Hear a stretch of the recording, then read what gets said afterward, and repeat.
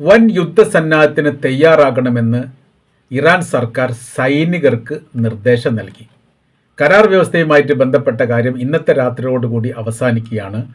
ഇറാനെ സംബന്ധിച്ചിടത്തോളം അഭിമാനം പണയം വെച്ചുള്ള ഒരു ചർച്ചയ്ക്കും തയ്യാറല്ല എന്നതിനാൽ അമേരിക്കയുമായി തുറന്ന യുദ്ധത്തിന് തയ്യാറാകാൻ വേണ്ടിയിട്ടാണ് സൈനികർക്ക് നിർദ്ദേശം നൽകിയത് എന്ന തരത്തിലുള്ള റിപ്പോർട്ടാണ് ഇപ്പോൾ പുറത്തു വരുന്നത്. കപ്പൽ പിടിച്ചെടുക്കുക, ഭീഷണിയും കടൽ കൊള്ളയും നടത്തുക, ഇത് തുടരുക ഒരു ഭാഗത്ത്. മറ്റൊരു ഭാഗത്ത് സമാധാനവുമായി ബന്ധപ്പെട്ട വെടിനിർത്തൽ ചർച്ചയ്ക്ക് വേണ്ടിയിട്ട് തയ്യാറാവാൻ വേണ്ടി ഉപദേശവും നൽകുക. ഇത് രണ്ടും കൂടി യോജിക്കുകയില്ല. പരസ്യമായി കടൽ കൊള്ള നിർത്തണം, അങ്ങനെ നിർത്താത്ത ഒരു വിഭാഗവുമായിട്ട് എങ്ങനെയാണ് ചർച്ച നടത്തുക എന്നുള്ളതാണ് ഇറാൻ പാകിസ്ഥാനോട് ചോദിച്ചിരിക്കുന്നത്. വിരട്ടലും ഭീഷണിയും ബലപ്രയോഗവും ഒരുമിച്ച് പറ്റില്ല. വൈരുദ്ധ്യമായിരിക്കുന്ന നിലപാടുകൾ പൂർണ്ണമായിട്ട് അവസാനിക്കണം. നാവിക ഉപരോധം പിൻവലിക്കാതെ അമേരിക്കയുമായി ചർച്ച ചെയ്യുക എന്നുള്ളത് തങ്ങളുടെ അജണ്ടയിൽ പോലും ഇല്ലാത്തതാണ്. വളരെ കൃത്യതയോടുകൂടി ഇറാൻ്റേതായിരിക്കുന്ന നിലപാട് പറഞ്ഞു. ഭീഷണികൾ നിയലിക്കുക, എന്നിട്ട് ഭയപ്പെടുത്തുക, ശക്തമായിരിക്കുന്ന ഇടപെടലുകൾ ഇറാൻ്റെ ദേശത്തുണ്ടാക്കുമെന്ന് പറയുക, ബോംബ് സ്ഫോടനവും പ്രഹരവും ഉണ്ടാക്കുമെന്ന് പറയുക, ജനങ്ങൾ താമസിക്കുന്ന തിങ്ങിപ്പാർക്കുന്ന മേഖലയോട് ചേർന്നുള്ള പാലങ്ങൾ തകർക്കും, വൈദ്യുത നിലകൾ തകർക്കും, അങ്ങനെ ജീവിതോപാധിയുമായിട്ട് ബന്ധപ്പെട്ട എല്ലാ സംവിധാനത്തിനും തകർച്ച നേരിടും എന്നൊക്കെ ഒരു രാജ്യം ഇത്ര പബ്ലിക്കായിട്ട് മറ്റൊരു ദേശത്തോട് പറയുക എന്നുള്ളത് ഇതിനേക്കാൾ വലിയ രീതിയിലുള്ള ധിക്കാരം എന്താണുള്ളത്? ഗുണ്ടകളെ പോലെയാണ് ഇപ്പോൾ അമേരിക്ക സംസാരിക്കുന്നത്.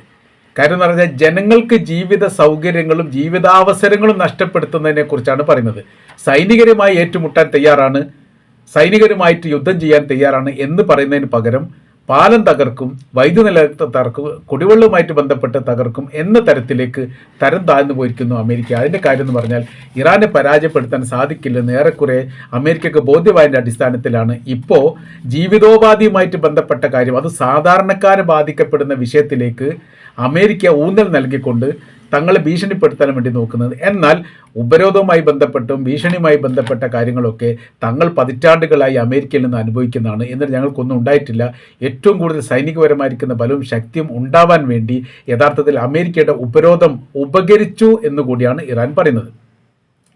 നാവിക ഉപരോധം പിൻവലിക്കുന്നതുമായിട്ട് ബന്ധപ്പെട്ട കാര്യത്തെക്കുറിച്ച് വീണ്ടും ഞങ്ങൾ ചർച്ച ചെയ്യാമെന്ന് പാകിസ്ഥാൻ ഇറാനോട് പറഞ്ഞിരിക്കുന്ന റിപ്പോർട്ട് പുറത്തു വന്നു. തങ്ങൾ ആ വിഷയം ഡൊണാൾഡ് ട്രംപുമായിട്ട് സംസാരിച്ചിട്ടുണ്ട്. എന്നാൽ അനുഭാവവും അതിന് പരിഹരിക്കാം എന്നുള്ള മറുപടിയാണ് ട്രംപിൻ്റെ ഭാഗത്ത് വന്നത്. അതിന് ഇറാൻ പറഞ്ഞ മറുപടി, നിങ്ങൾ അവരോട് പറഞ്ഞാലും അവർ അനുഭാവപൂർവ്വം അതിന് പരിഹാരമുണ്ടാക്കിയാലും അത് നിങ്ങളുടെ കാര്യം. ഞങ്ങളെ സംബന്ധിച്ചിടത്തോളം പാകിസ്ഥാനിലെത്തി ചർച്ച ചെയ്യുന്നതുമായി ബന്ധപ്പെട്ട കാര്യത്തെക്കുറിച്ച് ഞങ്ങൾ ആലോചിച്ച് വരുന്നേ ഉള്ളൂ, ഉറപ്പ് പറയാനായിട്ടില്ല. ഇതോടനുബന്ധിച്ച് ഇറാൻ്റെ പിടിച്ചെടുക്കപ്പെട്ട കപ്പലിൽ നിന്നുള്ള ജീവനക്കാരെ അമേരിക്ക മോചിപ്പിച്ചതായിരിക്കുന്ന വിവരം പുറത്തു വന്നു. ഈ ഗാർഡിയൻ പത്രങ്ങളൊക്കെ ഈ വിഷയമായിട്ട് ബന്ധപ്പെട്ട് പറഞ്ഞിട്ടുണ്ട്. പക്ഷേ ഇറാൻ അത് സ്ഥിരീകരിച്ച റിപ്പോർട്ട് വന്നിട്ടില്ല. എന്നാൽ ജീവനക്കാരെ എല്ലാവരെയും മോചിപ്പിച്ചതായിരിക്കുന്ന പല റിപ്പോർട്ടുകളും പുറത്തു വന്നിട്ടുണ്ട്. എന്തുകൊണ്ടാണ് ഇറാൻ അതിനെക്കുറിച്ച് പ്രതികരിക്കാത്തത് എന്നതിനെക്കുറിച്ച് വിവരമില്ല. ഇപ്പോൾ രണ്ടാം ഘട്ടം ഇറാൻ പറഞ്ഞിരിക്കുന്നത് വല്ലാത്ത രീതിയിൽ പ്രയാസമുണ്ടാക്കുന്ന ഒരു കാര്യം തന്നെയാണ്. തങ്ങൾ യുദ്ധം ചെയ്തിട്ടുണ്ട് കഴിഞ്ഞ 40 ദിവസമായിട്ട്. അതിൻ്റെ തങ്ങളുടെ ശക്തിയുടെ, അതിൻ്റെ പ്രഹരത്തിൻ്റെ, കാഠിന്യത്തിൻ്റെ രീതികൾ, ശൈലികൾ എല്ലാം ഏറെക്കുറെ അമേരിക്കയും ഇസ്രായേലും മനസ്സിലാക്കിയിട്ടുണ്ട്, ലോകവും. ഇനി മറ്റൊരു തരത്തിലേക്കാണ് ഈ യുദ്ധം ഞങ്ങൾ എത്തിക്കാൻ വേണ്ടി പോകുന്നത്. അഥവാ വെടിനിർത്തലുമായിട്ട് ബന്ധപ്പെട്ട കാര്യത്തെക്കുറിച്ച് ചർച്ച ചെയ്യുകയോ വെടിനിർത്തലുമായി ബന്ധപ്പെട്ട കാര്യം ഉൾക്കൊണ്ടുകൊണ്ട് യുദ്ധം വിരാമം ഉണ്ടാക്കുകയോ അല്ല തങ്ങളുടെ ഉദ്ദേശം. പകരം തങ്ങൾ ചെയ്യാൻ പോകുന്നത് വിജയം വരെ യുദ്ധം ചെയ്യുക എന്നുള്ള ഒരു നിലപാടിലേക്ക് കാര്യങ്ങൾ പോകും. അതോടുകൂടി എന്ത് ചെയ്യും? ഇസ്രായേൽ ആണെങ്കിലും അമേരിക്കയുടെ സൈനിക ബേസ് ആണെങ്കിലും അറേബ്യൻ മേഖലയാണെങ്കിലും തങ്ങൾ ആക്രമിക്കുക തന്നെ ചെയ്യും. അമേരിക്കയുടെ സൈനിക ബേസ് കേന്ദ്രീകരിച്ചുകൊണ്ട് മാത്രമല്ല, അമേരിക്കയുമായിട്ട് ബന്ധപ്പെട്ട സർവ്വ മേഖലയും സ്ഥാപനത്തെയും സംവിധാനത്തെയും തങ്ങൾ ആക്രമിക്കും. അതിലിപ്പോൾ ഒരു പേര് പുറത്ത് വന്നിരിക്കുന്നത് സൗദി അറേബ്യയിലെ യാംബു എന്ന് പറയുന്ന പ്രദേശത്ത് പ്രവർത്തിക്കുന്ന ഈ പെട്രോൾ കെമിക്കലുമായിട്ട് ബന്ധപ്പെട്ട മേഖലയെ ആക്രമിക്കുമെന്നുള്ള അങ്ങനെ വരുന്ന സമയത്ത് അത് രാജ്യത്തിൻ്റെ സാമ്പത്തിക സ്രോതസ്സിനെ സാരമായിട്ട് ബാധിക്കും. അവിടെ മാത്രമല്ല, അതിനോടനുബന്ധിച്ച് മറ്റ് അറേബ്യൻ രാജ്യങ്ങളിലുള്ള ഇതുപോലെയുള്ള പെട്രോൾ കെമിക്കൽ, അതേപോലെ തന്നെ വൈദ്യുത നിലയം, ഈ എണ്ണപ്പാടങ്ങൾ, ഈ കാര്യങ്ങളൊക്കെ സാമ്പത്തിക സ്രോതസ്സിനെ നിയന്ത്രിക്കുകയും രാജ്യത്തിൻ്റെ പുരോഗതിയിലേക്ക് നിർണായകമായിരിക്കുന്ന പങ്കുവഹിക്കുകയും ചെയ്യുന്ന ഏതൊക്കെ മേഖലാ സംവിധാനങ്ങളുണ്ടോ ആ സംവിധാനങ്ങളിലൊക്കെ ഏതെങ്കിലും തരത്തിലൊരു പാർട്ട്ണർഷിപ്പ് അമേരിക്കക്കുണ്ട്. ആ മേഖല കംപ്ലീറ്റ് ആക്രമിക്കും. അവിടെ അവസാനിപ്പിക്കുന്നില്ല. എന്നിട്ട് പറയുന്നു, ഈ യുദ്ധത്തോടനുബന്ധിച്ച് ലോകം ശ്രദ്ധിക്കാതെ പോയ ഒരു കാര്യമുണ്ട്, ഞങ്ങളത് പറയുന്നു. അത് തങ്ങളുടെ കുടിവെള്ള മേഖല കേന്ദ്രീകരിച്ചുകൊണ്ട് വലിയ രീതിയിലുള്ള ആക്രമണം അമേരിക്ക നടത്തിയിട്ടുണ്ട്. അങ്ങനെ തങ്ങളെ 2 പ്രദേശത്തേക്ക്, നഗര ഗ്രാമപ്രദേശത്തേക്ക് കുടിവെള്ളത്തിന് വേണ്ടി പോകുന്ന പൈപ്പ് ലൈൻ അപ്പാടെ തകർക്കപ്പെട്ടു. ഇവിടെ നിന്ന് ശുദ്ധീകരിക്കപ്പെടുന്ന പ്ലാന്റിന് നേരെ ആക്രമണം നടത്തിയ സമയത്ത് ഇതിലൂടെ പിന്നീട് വെള്ളത്തിന് കടത്തിവിടാൻ വേണ്ടി സാധിക്കാത്ത പ്രയാസം വന്നപ്പോൾ അവിടെ ജനങ്ങൾ അതിൽ കുടിവെള്ളവുമായി ബന്ധപ്പെട്ട് പ്രയാസപ്പെട്ടു. അതുകൊണ്ട് ഞങ്ങൾക്കൊരു കാര്യം മനസ്സിലായി, ഇത് നീതിയുക്തമായിരിക്കുന്ന ധർമ്മത്തിൽ അധിഷ്ഠിതമായിരിക്കുന്ന യുദ്ധമൊന്നുമല്ല നടക്കുന്നത്. അനീതിക്ക് പരമായ രീതിയിൽ മനുഷ്യന് എന്തെങ്കിലും പ്രയാസം ബുദ്ധിമുട്ട് ഉണ്ടാക്കുകയാണെങ്കിൽ അതിൽ ആനന്ദം കണ്ടെത്തുകയും കൂടുതൽ ആളുകളെ കൊലപ്പെടുത്തുന്ന സമയത്ത് തങ്ങൾ ഇത്രയും ആൾക്കാരെ കൊന്നിട്ടുണ്ട് എന്ന് അഭിമാനത്തോടു കൂടി പറയുന്ന ഇസ്രായേലിൻ്റെ ശൈലി തന്നെയാണ് അമേരിക്കയും പിന്തുടരുന്നത്. അങ്ങനെ വരുന്ന സമയത്ത് അവിടെ നീതിയില്ല. അതുകൊണ്ടാണ് കുടിവെള്ളത്തെ, സ്ത്രീകളെ, കുട്ടികളെ, ആളുകൾ കൂട്ടം കൂടി താമസിക്കുന്ന സ്ഥലത്തെ, വിദ്യാഭ്യാസ മേഖലയെ, ആരാധനാ മേഖലയൊക്കെ ആക്രമിക്കാനുള്ള പ്രധാനമായിരിക്കുന്ന കാര്യം അവിടെ അന്താരാഷ്ട്ര നീതി അല്ലെങ്കിൽ യുദ്ധമര്യാദ അല്ലെങ്കിൽ യുഎന്നിൻ്റെ യുദ്ധത്തിൻ്റെ മര്യാദയുമായിട്ട് ബന്ധപ്പെട്ട കാര്യം ഇതൊന്നും അവിടെ ഒന്നും എന്നിൽ പരിഗണിക്കുന്നില്ല. അതുകൊണ്ട് തന്നെ അറേബ്യൻ മേഖല കേന്ദ്രീകരിച്ചുകൊണ്ട് അമേരിക്കയുമായിട്ട് പാർട്ണർഷിപ്പോട് കൂടി പ്രവർത്തിക്കപ്പെടുന്ന സർവ്വ കുടിവെള്ള മേഖലയും തങ്ങൾ ആക്രമിക്കും. അങ്ങനെ വരുന്ന സമയത്ത് കൊല്ലുകയല്ല, ജീവിതോപാധിക്ക് നേരെ ആക്രമണം നടത്തുക എന്നുള്ളതാണ് തങ്ങളുടെ ലക്ഷ്യം. ആളുകളെ കൊലപ്പെടുത്തുകയല്ല. ഒരുപാട് ഏകദേശം 1000-ലധികം മിസൈലുകളൊക്കെ അറേബ്യൻ രാജ്യങ്ങളിലേക്ക് മിസൈൽ ഇറാൻ അയച്ചിട്ടും അവിടെ മരണസംഖ്യയുമായിട്ട് ബന്ധപ്പെടുന്ന സമയത്ത് തുലോം കുറയാനുള്ള കാരണം ജനനിബിഡമായിരിക്കുന്ന പ്രദേശത്തെ ഒഴിവാക്കിക്കൊണ്ടും ഏതെങ്കിലും മേഖല ആക്രമിക്കുകയാണെങ്കിൽ ആ മേഖലയുമായി ബന്ധപ്പെട്ട കാര്യത്തെക്കുറിച്ച് നിർദ്ദേശം അല്ലെങ്കിൽ അതേക്കുറിച്ചുള്ള മുന്നറിയിപ്പ് മുൻകൂട്ടി നൽകിയിട്ടുമാണ് ഇറാൻ ആക്രമിച്ചത് കൂടുതൽ ഭാഗങ്ങളിലും എന്ന കാര്യം കൂടി ഇറാൻ പറയുന്നു. അപ്പോൾ കുടിവെള്ള സ്രോതസ്സുമായി ബന്ധപ്പെട്ട കാര്യം എന്ന് വെച്ചാൽ ഇറാൻ എന്ന് പറഞ്ഞാൽ ഒരു പരിധി വരെ അല്ലെങ്കിൽ ചില ഏരിയകളൊക്കെ നമ്മുടെ കേരളത്തെ പോലെ തന്നെയാണ്. കിണറുണ്ട്, കുഴൽ കിണറുണ്ട്, ഈ കുടിവെള്ള നദികളുണ്ട്, പുഴകളുണ്ട്, തോടുകളുണ്ട്. ആ രീതിയിലാണ് ഇറാൻ്റെ ചില ഭാഗങ്ങളുള്ളത്. അപ്പോൾ ഏതെങ്കിലും തരത്തിൽ കുടിവെള്ളവുമായിട്ട് ബന്ധപ്പെട്ട കാര്യത്തിൽ ഗവൺമെൻറ് തന്നെ ആശ്രയിക്കേണ്ട കാര്യമില്ല. ഇപ്പോൾ സ്വകാര്യ മേഖലയിലൊക്കെ ഇത്തരം പ്രവർത്തികളും അതേപോലെ തന്നെ പ്രകൃതിയുമായിട്ട് ബന്ധപ്പെട്ട തോടുകൾ ഒഴുകുന്ന സംവിധാനങ്ങൾ കാര്യങ്ങളൊക്കെ ഉണ്ട്.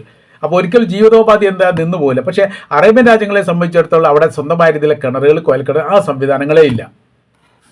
അവിടെ മുഴുവൻ പ്രത്യേകിച്ച് ബഹ്റൈൻ, കുവൈത്ത് പോലെയുള്ള ചെറിയ രാജ്യങ്ങൾ 100% കടൽ വെള്ളത്തെയാണ് ആശ്രയിക്കുന്നത്. കടൽ വെള്ളം ശുദ്ധീകരിച്ചുകൊണ്ട് പൈപ്പ് വഴി ഈ ജനങ്ങളുടെ താമസ സ്ഥലത്തേക്ക് എത്തിക്കുന്ന സംവിധാനമാണ്. അത് ഗവൺമെൻറ് ഒരു നിശ്ചിതമായിരിക്കുന്ന പണം നൽകണം, ചില സ്ഥലത്തൊന്നും പണം നൽകാത്ത രീതിയിലും കൊടുക്കുന്നുണ്ട്. അപ്പോൾ കുടിവെള്ളം എന്ന് പറഞ്ഞാൽ ജീവിതോപാധിയുമായിട്ട് ബന്ധപ്പെട്ട് സർക്കാർ സൗജന്യമായിട്ട് നൽകുന്ന രീതിയിലാണ്. നമ്മൾ കറണ്ടൊക്കെ കിട്ടുന്ന പോലെ തന്നെയാണ് അവിടെ വെള്ളവും. കറണ്ടും വെള്ളം അവിടെ വളരെ പ്രധാനപ്പെട്ടതാണ്. നമുക്ക് കറണ്ട് ഇല്ലെങ്കിലും ജീവിക്കാൻ പറ്റും, വെള്ളം ഇല്ലെങ്കിലും സർക്കാരിൻ്റെ വെള്ളം ഇല്ലെങ്കിലും ജീവിക്കാൻ പറ്റും. മുനിസിപ്പാലിറ്റി, പഞ്ചായത്ത് വെള്ളം തന്നിട്ടില്ലെങ്കിൽ ഇവിടെ നമ്മുടെ കേരളത്തെ സംബന്ധിച്ച് ഒരാളുടെ കുടിവെള്ളമൊന്നും മുട്ടിപ്പോയില്ല. കിണറുകളുണ്ട് ഇഷ്ടം പോലെ, കുഴൽക്കിണർ സംവിധാന കാര്യങ്ങളുണ്ട്, പുഴകളുണ്ട്, തോടുകളുണ്ട്, അങ്ങനെ പോകുന്നു. അവിടത്തെ സംബന്ധിച്ചിടത്തോളം ഇതൊന്നും ഇല്ലാതിരിക്കെ അവർക്ക് ഈ ഒരു ബിൽഡിങ്ങൊക്കെ പൊളിക്കണമെങ്കിൽ അല്ലെങ്കിൽ ബിൽഡിങ് സർക്കാർ ഏറ്റെടുക്കുന്ന ഒരു സംവിധാനമൊക്കെ ഉണ്ടായിക്കുകയാണെങ്കിൽ ആളുകൾ ഇറങ്ങാതെ നിൽക്കുന്ന സമയത്ത് വളരെ എളുപ്പത്തിൽ അവിടുത്തെ ഗവൺമെൻറ് ചെയ്യുന്ന പരിപാടി എന്ന് പറഞ്ഞാൽ ആദ്യം തന്നെ കറണ്ട് കട്ട് ചെയ്യും. കറണ്ട് കട്ട് ചെയ്താൽ അവിടുത്തെ കാലാവസ്ഥക്കനുസരിച്ച് മനുഷ്യർക്ക് ജീവിക്കാൻ കഴിയില്ല. AC ഇല്ലാത്ത രീതിയിലൊക്കെ അവിടെ ജീവിക്കാതെ പറഞ്ഞാൽ വലിയ പ്രയാസമാണ്. 2ാം ഘട്ടത്തിൽ വെള്ളം കട്ട് ചെയ്യും. വെള്ളം കട്ട് ചെയ്താൽ പിന്നെ കഴിഞ്ഞു. വെള്ളം എവിടുന്ന് കിട്ടാനില്ല, എവിടുന്ന് വാങ്ങാനും പറ്റില്ല. വാങ്ങാന്ന് വെച്ചാൽ കടയിൽ നിന്നൊക്കെ വാങ്ങിയിട്ട് ഒരു മനുഷ്യൻ്റെ ജീവിത വൃത്തിയൊക്കെ കഴിയാന്ന് പറഞ്ഞാൽ വലിയ പ്രയാസമാണ്. ഈ 2 കാര്യം നിശ്ചലമാകുന്ന സമയത്ത് ഓട്ടോമാറ്റിക്കായിട്ട് ബിൽഡിങ്ങിൻ്റെ ഉള്ളിൽ നിന്ന് ആളുകൾ ഇറങ്ങിയിട്ട് പുറത്ത് വരും. അങ്ങനെ പല, അതായത് മക്ക പുനരുദ്ധാരണവുമായിട്ട് ബന്ധപ്പെട്ട് പല അതിൻ്റെ ചുറ്റുഭാഗത്ത് ഇപ്പോഴുള്ള ഹൈവേയോട് ചേർന്നിട്ടുള്ള, അതായത് മക്കയുടെ ഹൈവേയോട് ചേർന്നിട്ടുള്ള പ്രദേശങ്ങൾ, അത് ഖലീൽ ഇബ്രാഹിം റോഡിനോട് ചേർന്നിട്ടുള്ള ആ ഭാഗങ്ങളിലൊക്കെ ഒരു 20 വർഷത്തിൻ്റെ ഇടയിലാണ് വലിയ രീതിയിലുള്ള വികസനം വന്നത്. ആ കാലത്ത് അത് 10 വർഷം മുമ്പ്, പുറകോട്ട് പോകുന്ന 10 വർഷം മുമ്പ് അവിടെയൊക്കെ ചെറിയ ചെറിയ വീടുകൾ, ചെറിയ ഹോട്ടലുകൾ, ബൂഫിയകൾ, ഈ സംവിധാനം കൊണ്ട് പാറപ്പുറത്ത് പോലും വലിയ ബൂഫിയകളും ചെറിയ അക്കോമഡേഷൻ, താമസ സ്ഥലം, ചെറിയ ഹോട്ടലുകളൊക്കെ സൗദിയിൽ വെച്ചിട്ട് അവിടെ ആളുകൾ താമസിക്കുന്ന രീതിയൊക്കെ ഉണ്ടായിരുന്നു. ഈ മേഖല അപ്പാടെ തന്നെ വികസനത്തിൻ്റെ ഭാഗയിൽ ഉൾപ്പെടുത്തിയ സമയത്ത് ആളുകൾ ഇറങ്ങാതെ പോയപ്പോൾ അവിടെ ചെയ്തിരിക്കുന്ന പ്രവൃത്തികൾ ഇതായിരുന്നു. കറണ്ട് കട്ട് ചെയ്യുന്നു, വെള്ളം കട്ട് ചെയ്യുന്നു.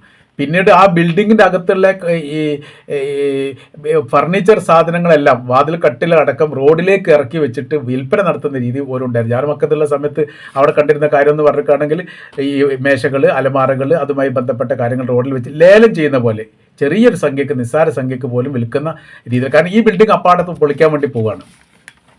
സാമ്പത്തികപരമായിരിക്കും അതിൻ്റെ നഷ്ടമായതുമായിട്ട് ബന്ധപ്പെട്ട വലിയൊരു ഭീമമായിരിക്കുന്ന പണമൊക്കെ സർക്കാർ നൽകിയിട്ടുണ്ട്. എന്നാലും മക്കയുടെ പ്രദേശത്തോട് ചേർന്നുള്ളതായതുകൊണ്ട് ഇത് ഒഴിഞ്ഞു പോകാൻ വേണ്ടിയിട്ട് ആളുകൾക്ക് വലിയ പ്രയാസം. അതുകൊണ്ട് ഇവർ ചെയ്തിരിക്കുന്ന പരിഹാരം ഇങ്ങനെ തെറ്റാണ്. ബിൽഡിംഗ് തകർക്കുന്നതുമായിട്ട് ബന്ധപ്പെട്ട കാര്യം, ബിൽഡിംഗ് അവിടെ ഇതുപോലെ നമ്മുടെ കൊച്ചിയിൽ ബിൽഡിംഗ് പൊളിച്ച പോലെ തന്നെ അതിനുള്ളിൽ സ്ഫോടക വസ്തു വെച്ച് കഴിഞ്ഞിട്ട് പൊളിക്കുന്ന ഒരു രീതി അവിടെ ഉണ്ടായിട്ടുണ്ട്. അത് പിന്നെ അനുമതിയോട് കൂടി എല്ലാം സർക്കാരാണ് ചെയ്യുന്നത്. ആളുകൾക്ക് നഷ്ടം കൊടുത്തിട്ടുണ്ട്. ആ കിട്ടേണ്ടതിനേക്കാൾ കൂടുതൽ നൽകിയിട്ടുണ്ട്. 4 ഇരട്ടി എന്നൊക്കെ പറയുന്നുണ്ട്. അത്രയും പണം നൽകിയിട്ടാണ് ചെയ്തത്, അല്ലാതെ കയ്യേറ്റം അങ്ങനെയൊന്നുമല്ല. അപ്പോൾ ബിൽഡിംഗ് തകർക്കുന്നത് നേർക്കുനേരെ ഞാൻ ആദ്യമായിട്ട് കണ്ടത് മക്കത്താണ്. ഈ മരുന്ന് വെച്ചിട്ട് ഏകദേശം ഒരു 8 നില ബിൽഡിംഗ് അടിയിൽ മരുന്ന് വെച്ചിട്ട് അപ്പാടെ തന്നെ കൂപ്പുകുത്തി താഴെ വീഴുന്നു. എല്ലാ ഭാഗത്തും പൊടിപടലങ്ങൾ ചെതർന്നു. അപ്പോൾ ഒരു 5-10 ഫയർഫോഴ്സ് അവിടെ ഉണ്ട്, വെള്ളം അടിക്കാൻ വേണ്ടി. വെള്ളം അടിച്ചും കഴിഞ്ഞിട്ടാണ് പിന്നീട് നല്ലൊരു ഈ റോഡ് പോലും കാണുന്ന രീതിയിലേക്ക് പിന്നെ ആവാൻ വേണ്ടിയിട്ട് എനിക്ക് തോന്നുന്നു ഒരു 15 മിനിറ്റോളം ഏകദേശം എടുത്തിട്ടുണ്ട് എന്നുള്ളതാണ്. അപ്പോൾ നമ്മളൊക്കെ അവിടെ കുറച്ചങ്ങോട്ട് മാറി നിന്നിട്ടാണ് ഈ കാര്യങ്ങളൊക്കെ കണ്ടത്. പറഞ്ഞു വരുന്ന കാര്യവും ഈ ഒരു സംവിധാനം വളരെ പ്രധാനപ്പെട്ടതാണ് അറേബ്യൻ രാജ്യങ്ങളെ സംബന്ധിച്ചിടത്തോളം. തങ്ങൾ അതിൻ്റെ മേഖല ആക്രമിക്കുമെന്ന് ഇറാൻ പറയുന്ന സമയത്ത് മൊത്തം സാധാരണക്കാരെ പോലും ബാധിക്കുന്നിടത്തേക്ക് കാര്യങ്ങൾ പോവുകയാണ്. നഗരപ്രാന്ത പ്രദേശത്ത് നിന്ന് ആളുകൾ കുടിയൊഴിഞ്ഞ് പോകേണ്ട ഒരു സ്ഥിതിയിലേക്ക് 2ാം ഘട്ട യുദ്ധം ആയി പോകുമോ എന്ന് യഥാർത്ഥത്തിൽ ലോകം ഭയപ്പെടുന്നുണ്ട് എന്ന് ചുരുക്കം.